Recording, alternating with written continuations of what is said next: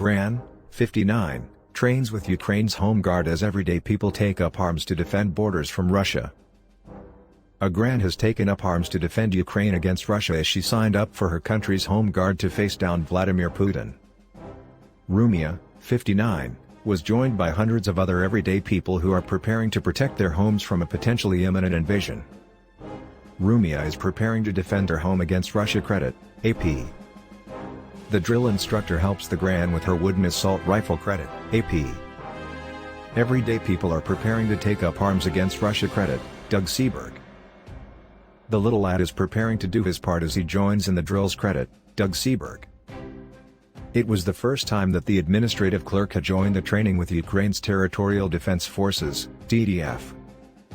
The TDF can be seen as similar to the Home Guard, the ragtag reserve army and civilian militia who protected Britain during World War II.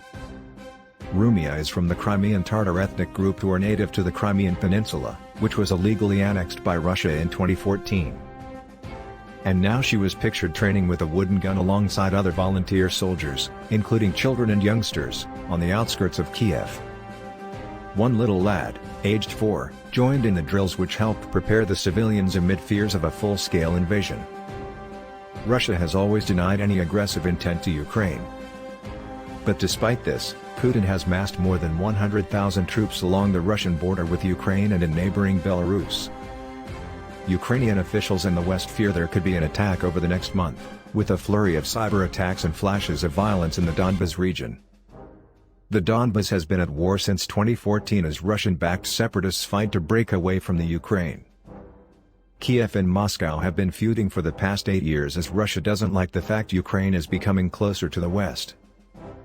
Both former Soviet states used to be allies, but Ukraine's government now seeks to draw closer ties to the US, UK and Europe, potentially even joining NATO.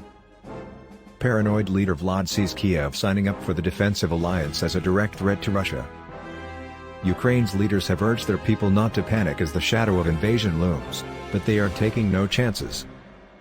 Meanwhile, new intelligence report today claimed Russia has put together a secret war plan for invasion and total conquest of Ukraine.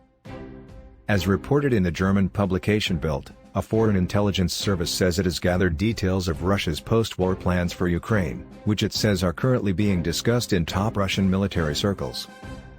Even though Russia has not invaded Ukraine, preparations for this scenario are already underway.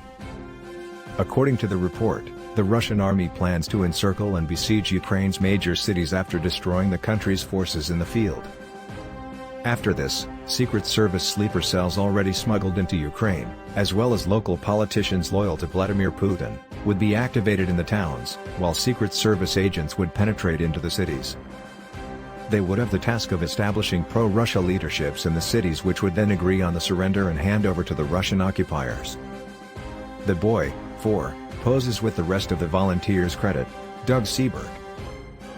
Ukraine's version of the Home Guard are training for the feared invasion. Credit, Doug Seberg. Ukraine's defense force are a backup civilian army. Credit, Getty. Soldiers help with the exercises using wooden guns. Credit, Getty. According to Bild, Russian intelligence forces would next seize strategic facilities, eliminate threats, recruit those willing to cooperate and establish a new leadership in the conquered cities. This practice would be used in all of Ukraine's key cities until all of them peacefully came under Russian control. Following the capture of Ukraine's cities, the report states, Putin plans to set up a puppet parliament in the country, a so-called People's Rada. This would replace the Ukrainian parliament and declare it null and void. Security service sources state, this People's Rada will become the puppet legislature of Ukraine, peppered with so-called representatives previously selected by the Russian Secret Service. Out of this sham parliament would emerge a backup government which would rule the country according to Russia's will. According to the Secret Service, this would give the coup the appearance of democracy and legal protection. To push through such a plan would require massive propaganda efforts by Russian media in Ukraine and the West, while pro-Russian experts and politicians would be used to justify the invasion and takeover of Ukraine. Next, would follow the darkest stage of Putin's alleged plans, the breaking of ordinary Ukrainians' resistance by the puppet government. The report states that the government's role would be to declare a state of emergency and, particularly threatening, to implement the Russian plan to set up camps in which those Ukrainians who showed themselves to be uncooperative would be sorted out. Camps for the detention of pro-Ukrainian activists are allegedly already being planned, with lists drawn up of who will be locked up. Newly established pro-Russian secret services would then help with the terrorizing of Ukraine's population to break the country's resistance, using the suppression of the pro-democracy movement in Belarus after 2020's stolen election as a potential model. It is alleged that Russia's security service the FSB is currently training pro-Russian groups for deployment in Ukraine and that Putin has tasked them with recruiting Ukrainian politicians and eliminating opponents of the Kremlin. The end goal of this invasion would be the calling of a nationwide referendum on absorbing Ukraine into Russia. According to the report, a full-scale invasion is currently the most likely scenario. Military expert Robert Lee from King's College London told Bild, "Russia will probably have most of the armed forces it plans to deploy in a week and could then escalate the situation in the short term if it so chooses." Russia's embassy has denied any such plan to invade and take over Ukraine, branding the report a strange mixture of speculation and rumors that the embassy fundamentally does not comment on.